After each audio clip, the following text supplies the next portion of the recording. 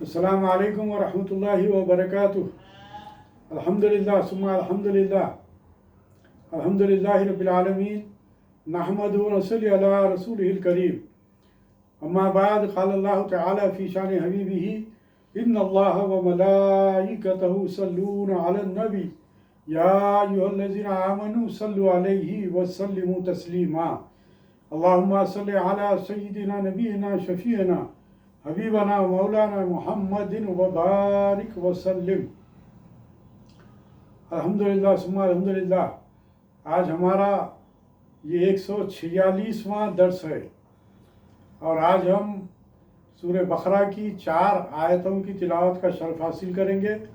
اور اس کا ترجمہ اور اس کی مختصر تفسیر بیان کریں گے۔ غور سے سماعت فرمائیے۔ جیسا کہ آپ جانتے ہیں کہ یہ طلاق سے متعلق، پھر عدت سے متعلق، پھر انتقال سے متعلق، پھر نان و نفقے سے متعلق، یہ تمام جو ہے سو فقہی مسائل چل رہے ہیں۔ اس لیے آج میں مختصر آپ کے سامنے تفصیل سے بات رکھ دوں گا، آپ لوگ ذرا غور سے سماعت فرمائیے۔ فاعوذ باللہ من الشیطان الرجیم، بسم اللہ الرحمن الرحیم۔ والذین یتوفون منکم ویذرون ازواجا یتربصن بانفسہن 4 اشہر وعشرا فإذا بلغن أجلهن فلا جناح عليكم فيما فعلن في أنفسهن بالمعروف والله بما تعملون خبير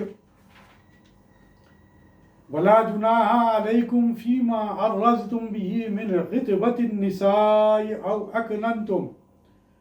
أو أكننتم في أنفسكم علم الله أنكم ستذكرونهن ولكن لا تواعدوهن سرا إلا أن تقولوا قولا معروفا ولا تعزموا عقدة النكاح حتى يبلغ الكتاب أجله واعلموا أن الله يعلم ما في أنفسكم فاحذروه واعلموا أن الله غفور حليم لا جناح عليكم إن طلقتم النساء ما لم تمسوهن أو تفرضوا لهن فريضة ومتعوهن على الموسع قدره وعلى المقتر قدره متاعا بالمعروف حقا على المحسنين وإن طلقتموهن من قبل أن تمسوهن وقد فرضتم لهن فريضة فنصف ما فرضتم إلا أن يعفو الذي بيده عقدة النكاح وأن تعفوا أقرب للتقوى ولا تنسوا الفضل بينكم إن الله بما تعملون بصير صدق اللہ العلی العظیم۔ آئیے اب ہم ان آیات کا ترجمہ آپ کے سامنے رکھتے ہیں۔ سورہ بقرہ کی 234ویں آیت کا ترجمہ سماعت فرمائیے۔ اور تم میں سے جن لوگوں کی وفات ہو جائے اور وہ بیویاں چھوڑ جائیں، وہ اپنے آپ کو 4 ماہ 10 دنوں تک روکے رکھیں، پھر جب یہ اپنی عدت پوری کر لیں تو وہ اپنی ذات کے بارے میں درست طریقے پر جو بھی قدم اٹھائیں، یعنی کہ اے بیوہ عورتوں کے اولیاء سے متعلق ہے یہ، بیوہ عورتوں کے جو اولیاء ہے، جو ان کے والدین، جو ان کے ذمہ دار ہیں، ان سے متعلق یہ بات کہی گئی، قدم اٹھائیں، تم پر اس میں کچھ گناہ نہیں۔ یعنی کہ یہ جو بات ہے یہ اصل میں دوسرے نکاح کے متعلق ہے کہ اولیاء کو چاہیے کہ اگر وہ چاہتے ہیں، اور عورت اگر چاہتی ہے دوسرا نکاح کرے، تو وہ اس تعلق سے بہتر طریقے سے قدم اٹھائیں اور دوسرا نکاح کر سکتے ہیں۔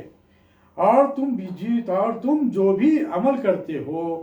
اللہ اس سے باخبر ہے۔ اس آیت کا ترجمہ، اس آیت سے متعلق آپ کو مختصر آپ کے سامنے تشریح رکھتا ہوں، سماعت فرمائیے کہ یتربصنا یعنی کہ انتظار کرے۔ مراد یہ ہے کہ خاوند کی وفات کے بعد ان کی بیویاں نکاح سے رکی رہے، یعنی کہ دوسرے نکاح سے رکی رہے۔ انتظار کی مدت کا اصطلاحی نام عدت ہے، جس طرح یہ بات اس سے پہلے بھی عرض کی گئی تھی۔ اور جس عورت کو طلاق مل جائے اس کی عدت مکمل 3 حیض یا پورے 3 ماہ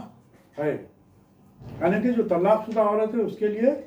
3 ماہ کی عدت ہے، 3 حیض کی جو سو عدت ہے۔ اور بیوہ کی عدت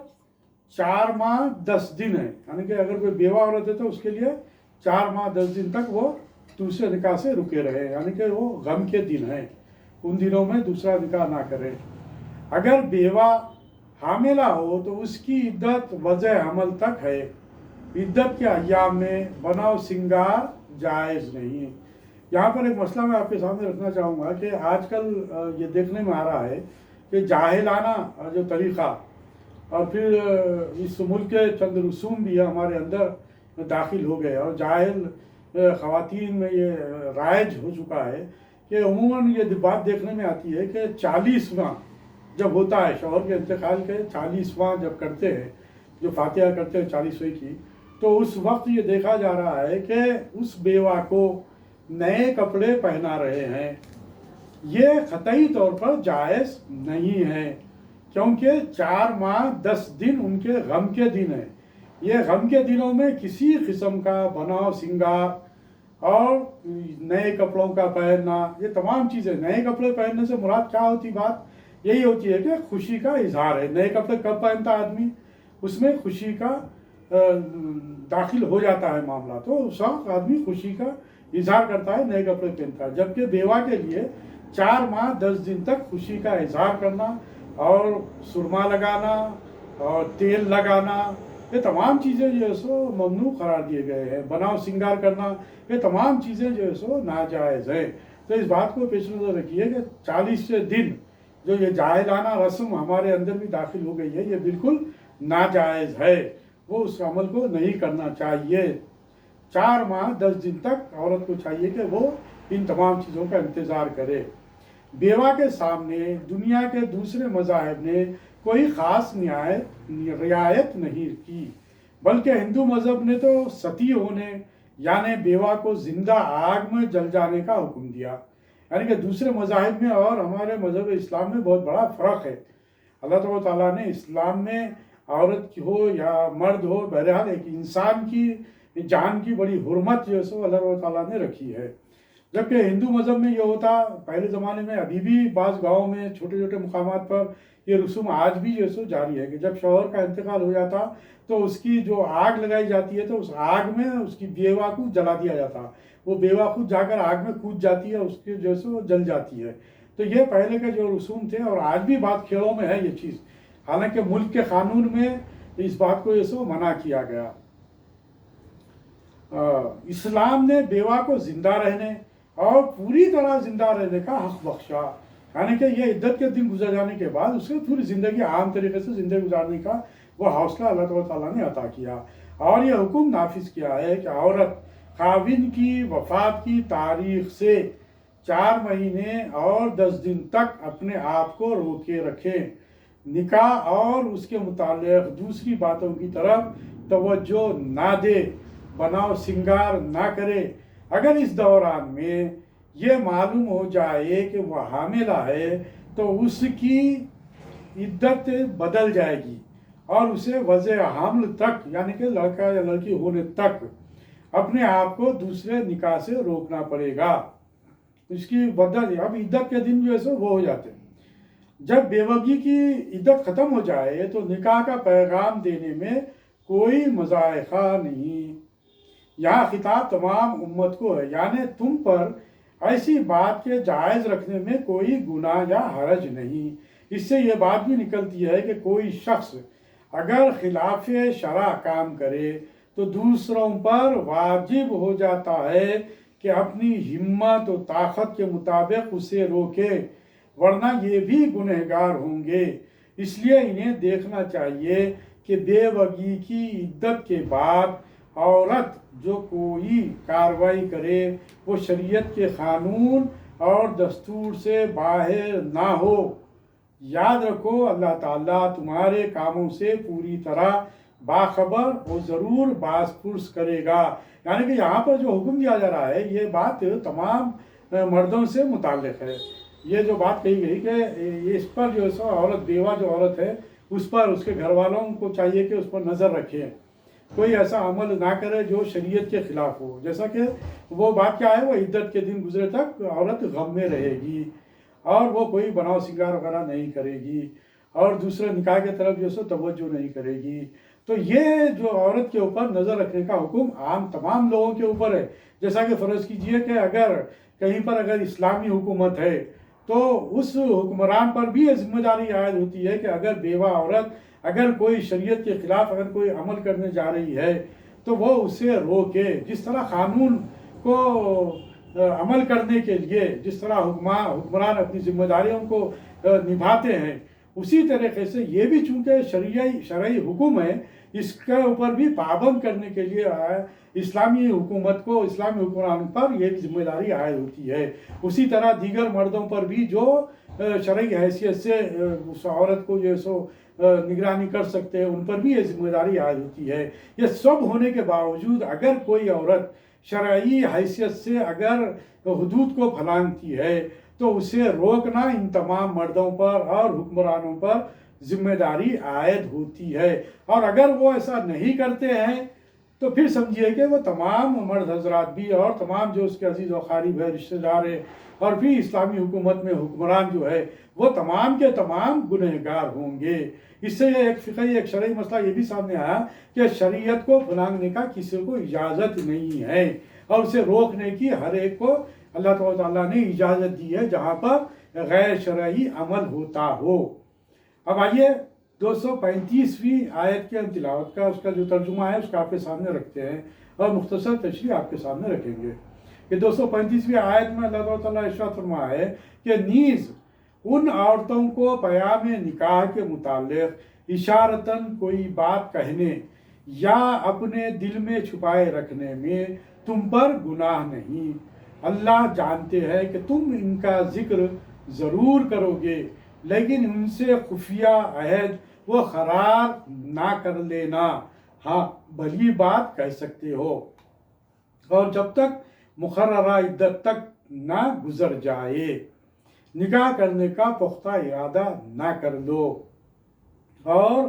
آگاہ رہو کہ جو کچھ تمہارے دلوں میں ہے یقیناً اللہ اسے بھی جانتے ہیں، اور جان لو کہ اللہ بخشنے والے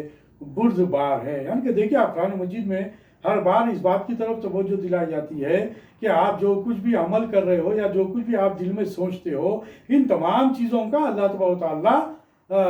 جو ایسا علم رکھتا ہے، وہ اللہ تبارک و تعالیٰ ہر چیز کو جانتا ہے۔ اس آیت میں یہ بتایا گیا ہے کہ جب مطلقہ عدت کا دور گزار رہی ہو،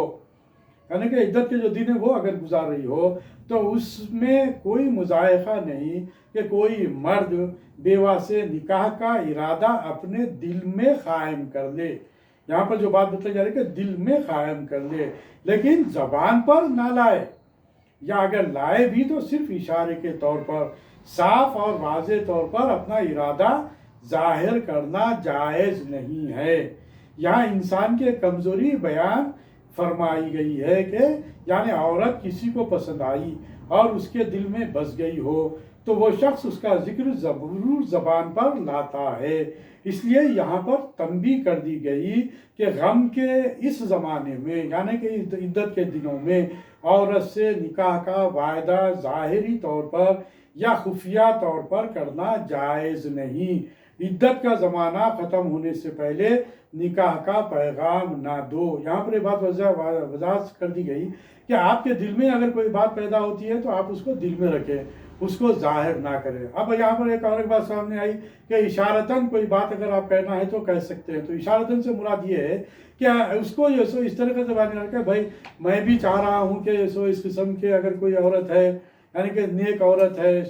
اچھی عورت ہے، ایسی اس طرح کی خوبصورت عورت ہے یا اس طریقے کی عورت ہے جو کہ اشارہ وہ سمجھ سکتی ہے، اشارے کی بات میں اگر وہ بات اسے کہی جا سکتی ہے تو اس کو کہے، لیکن واضح طور پر اس کے سامنے اظہار نہ کرے۔ یہاں پر اس بات کی تنبیہ کر دی گئی ہے کہ واضح طور پر، فوری طور پر، یہ غم کے دنوں میں اس کے سامنے اس بات کا اظہار نہ کر دے کہ میں تم سے نکاح کرنا چاہتا ہوں۔ یہ اس کی ممانعت کی گئی ہے، اور شریعت میں جن چیزوں کی ممانعت کی گئی ہے اس پر عمل کرنا ہر مسلمان پر فرض ہے، ہر مسلمان عورت پر بھی فرض ہے اور ہر مسلمان مرد پر بھی فرض ہے۔ لہٰذا اللہ تعالیٰ آخر میں یہی بات یہاں پر بتلائی گئی کہ اللہ تعالیٰ تمہاری ہر بات سے واقف ہے، وہ جانتے ہیں کہ تمہارے دلوں میں کیا ہے، لیکن تم اللہ سے ڈرتے رہو۔ ہاں، تمہارے نفسوں کے تعلق سے تمہارے دل میں کیا ہے اس تمام چیزوں سے اللہ تعالیٰ واقف ہے، بہرحال تم اللہ سے ڈرتے رہو۔ جب اللہ تعالیٰ کا ڈر اگر تم اپنے دلوں میں رکھو گے تو پھر اللہ تعالیٰ کو بہت ہی بخشنے والا بردبار پاؤ گے۔ آئیے اب ہم دوسرے آیت یعنی کہ 236ویں آیت کا ترجمہ آپ کے سامنے رکھتے ہیں، اس کی مختصر تشریح آپ کے سامنے بیان کرتے ہیں۔ سماعت فرمائیے کہ اگر تم عورتوں کو ہاتھ لگانے یا ان کا مہر مقرر کرنے سے پہلے ہی طلاق دے دو، یہاں ایک دوسرا فقہی مسئلہ آپ کے سامنے آ رہا ہے، تو تم پر گناہ نہیں اور ان کے متاع رخصتانہ ادا کر دو، خوشحال طریقے سے اس کی حیثیت کے مطابق رخصتانہ ہو، اسی طریقے سے اس کا رخصتانہ ادا کرو، یعنی کہ اچھے طریقے سے بھلائی کے ساتھ، نیکی کے ساتھ تم اس کو جو ہے سو اگر چھوڑنا چاہتے ہو تو چھوڑ دو، مہر اچھی طریقے سے ادا کر کے۔ اگر تم عورتوں کو ہاتھ لگانے یا ان کا مہر مقرر کرنے سے پہلے ہی طلاق دے دو، تو یہ معاملہ کرنے کے متعلق یہ بات کہی جا رہی ہے کہ اگر مرفع حال ہے اور خوشحال ہے اور مالدار ہے تو اس کو چاہیے کہ اگر طلاق دے رہے ہو تو اسے اچھی طریقے سے ودا کرو، اسے کچھ دے دلا کر ودا کرو۔ طلاق جب دیتے ہیں تو اس کا مہر وغیرہ وہ تمام چیزیں ادا کر اسے ودا کرو، اور تنگ دست پر اس کی حیثیت کے بقدر، اور اگر کوئی تنگ دست ہے، وہ مالی حیثیت سے وہ کمزور ہے تو اپنی حیثیت سے مطابق وہ جو سو اپنی عورت سے اگر یہ معاملہ اگر طلاق دیتا ہے تو اس کو بھی جو سو مہر وغیرہ ادا کر جو کچھ بھی خیر کا کام ہو سکتا ہے، نیکی کا کام ہو سکتا ہے، بھلائی کے ساتھ اسے دے سکتا ہے، وہ اپنی حیثیت سے دے، بھلے طریقے پر رخصتانہ ادا کر دینا چاہیے۔ یہ نیکی کرنے والوں پر لازم ہے۔ دیکھیے اب یہاں پر اللہ تعالیٰ کس قدر جو ہے سو یہ بات بتلا رہا ہے کہ کس قدر عورت کا خیال اللہ تعالیٰ رکھ رہا ہے اور مرد پر اس کے تعلق سے حکم جاری کر رہا ہے کہ عورت کو اگر تم طلاق دے رہے ہو تو پھر تم پر یہ ضروری ہے کہ تم اس کے ساتھ اچھا رویہ اختیار کرو۔ جو بات بتلائی گئی کہ اس آیت میں یہ حکم دیا گیا ہے کہ اگر نکاح کے وقت مہر کا ذکر نہ آیا ہو اور بلا صراحت نکاح کر لیا ہو تو مہر بعد میں مقرر ہو جائے گا، البتہ بیوی کو ہاتھ لگانے سے پہلے یعنی خلوت صحیحہ سے قبل ہی اگر طلاق دے دی جائے تو مہر کچھ لازم نہ ہوگا، لیکن خاوند کے لیے ضروری ہوگا کہ عورت کو طلاق کے بعد کچھ دے دے، جو کچھ دینا ہے وہ خاوند کی حیثیت کے مطابق مقرر ہوگا۔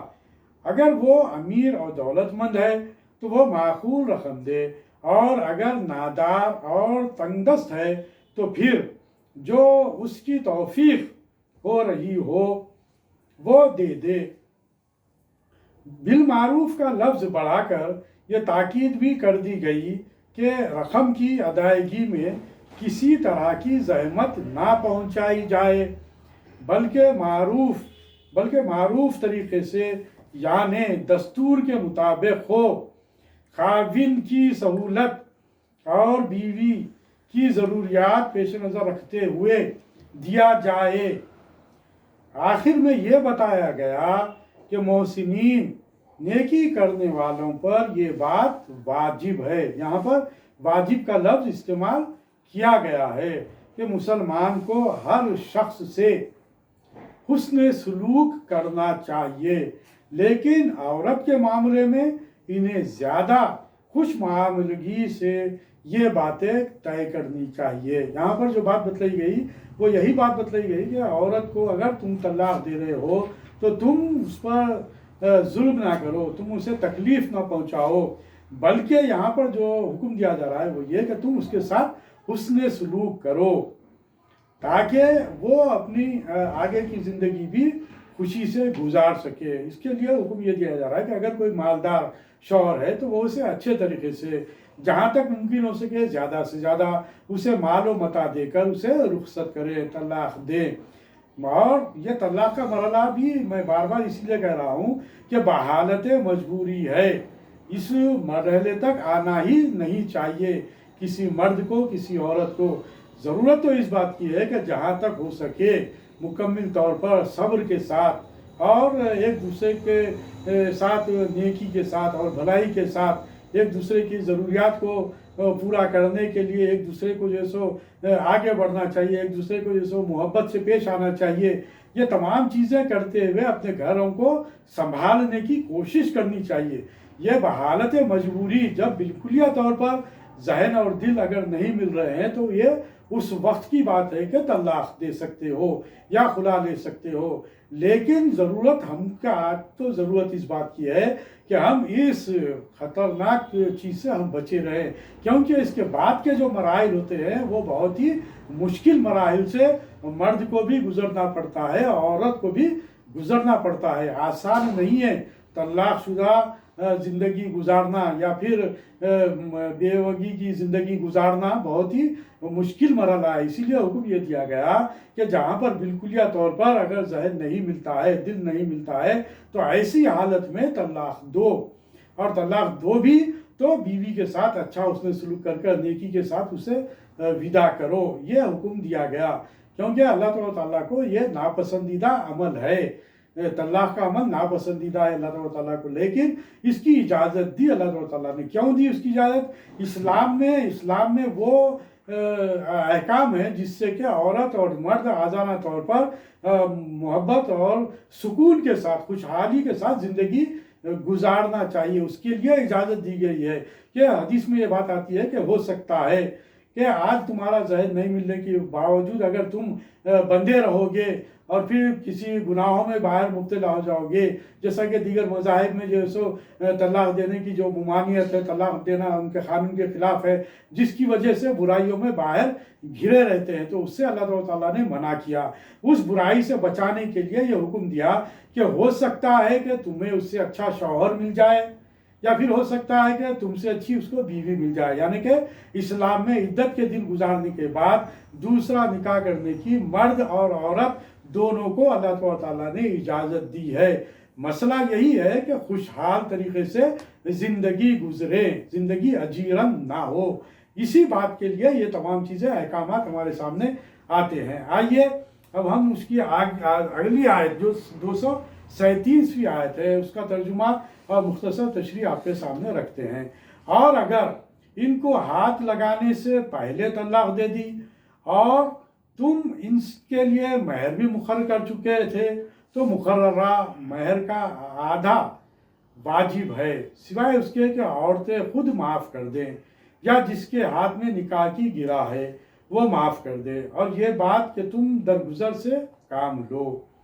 اور پورا مہر چھوڑ دو، تقوی سے قریب تر ہے، اور ایک دوسرے کے ساتھ اس سے سلوک کرنا نہ بھولو، تم جو کچھ کرتے ہو یقیناً اللہ اس کو دیکھ رہے ہیں۔ یعنی کہ یہ عورت اور مرد دونوں کے لیے یہ بات بیان کی جا رہی ہے۔ اس آیت میں مطلقہ اور اس کے مہر کی ادائیگی کے متعلق کچھ اور احکام بیان کیے گئے ہیں۔ اگر نکاح کے وقت مہر مقرر ہو چکا تھا اور ہاتھ لگانے سے پہلے طلاق کی نوبت آ جائے تو آدھا مہر لازم ہے۔ یہاں پر یہ مسئلہ بیان کیا گیا، لیکن خود عورت یا وہ جس کے ہاتھ میں نکاح کی باغ ڈور ہے کل یا مہر کے حصے سے درگزر کرے تو اور بات ہے، یعنی عورت اگر چاہی تو اسے چھوڑ بھی دے سکتی ہے۔ یعنی کہ عورت بھی اپنے شوہر کے ساتھ حسن سلوک کریں. جیسا کہ عورت مرد آدمی بہت ہی غریب ہے، مفلس ہے، اور بہرحال یہ مرحلہ اگر آ گیا ہے تو ایسے موقع پر عورت کو بھی چاہیے کہ وہ مرد کو جیسے اس بات کی طرف جو ہے سو طمانینت دے، اور مرد کے تعلق سے بھی خیال رکھے کہ جو مہر اگر مقرر ہو چکا تھا لیکن وہ مرد دینے کے موقف میں نہیں ہے، تو اس لیے یہاں پر یہ کہا گیا کہ اگر مرد کی اس موقف میں نہیں کمزور ہے مالی حیثیت سے تو وہ آدھا مہر ادا کر سکتا ہے، آدھا مہر ادا کرے. اور اگر بیوی کے لیے یہ حکم دیا گیا کہ بیوی جو شوہر کے ساتھ جس سے نکاح ہوا تھا، جو مہر کے تعلق سے جو بات کی گئی تھی، تو بیوی اگر چاہے تو وہ آدھا مہر لے سکتی ہے، یا پھر ہو سکتا بیوی اگر چاہے تو وہ مہر معاف بھی کر سکتی ہے، اسے درگزر بھی کر سکتی ہے. یہ بات بھی یہاں پر کہی گئی ہے. مطلب یہی ہے کہ مرد اور عورت دونوں پر جو ہے سو اچھی اللہ تعالیٰ نے احکام نافذ کرتے ہوئے ذمہ داریاں عائد کی ہیں. اس کے بعد یہ بھی کہ اگر مرد درگزر کرے تو تقویٰ کے زیادہ مناسب ہے، کیونکہ اللہ تعالیٰ نے اسے بڑائی دی اور اسے نکاح باقی رکھنے اور طلاق دینے کا مختار بنایا. اب اگر ہاتھ لگائے بغیر طلاق دے کر خاوند آدھا مہر بھی اپنے ذمے نہ لے تو یہ تقوی کے مناسب نہیں. بیوی کی طرف سے کسی قسم کی کوتاہی نہیں ہوئی، گویا مہر اور طلاق کی 4 صورتیں ہوئی. نہ مہر مقرر کیا ہو، نہ صحبت ہوئی ہو، اس صورت میں کچھ مناسب مدد دے دے. دوسرے یہ کہ مہر مقرر ہوا ہو اور صحبت نہ ہوئی ہو تو نصف مہر ادا کرے. تیسرے یہ کہ مہر مقرر ہو اور صحبت ہوئی، پورا مہر ادا کرے. چوتھی صورت یہ کہ مہر مقرر نہ ہوا اور صحبت ہوئی، اس صورت میں مہر مثل ادا کرنا ہوگا. بہرحال یہ تمام جو ہے سو فقہی مسائل چل رہے ہیں، اور آئندہ بھی کچھ آیتیں اس سے متعلق ہیں جو ہمارے سامنے آئے گی. بہرحال اللہ تعالیٰ نے یہ احکام ہمارے لیے نافذ فرمائے ہیں، اور جب کبھی بھی میں پھر ایک بار یہ بات کہوں گا کہ جب کبھی بھی خدا نخواستہ ہزار بار خدا نخواستہ اگر کوئی اس قسم کا اگر مسئلہ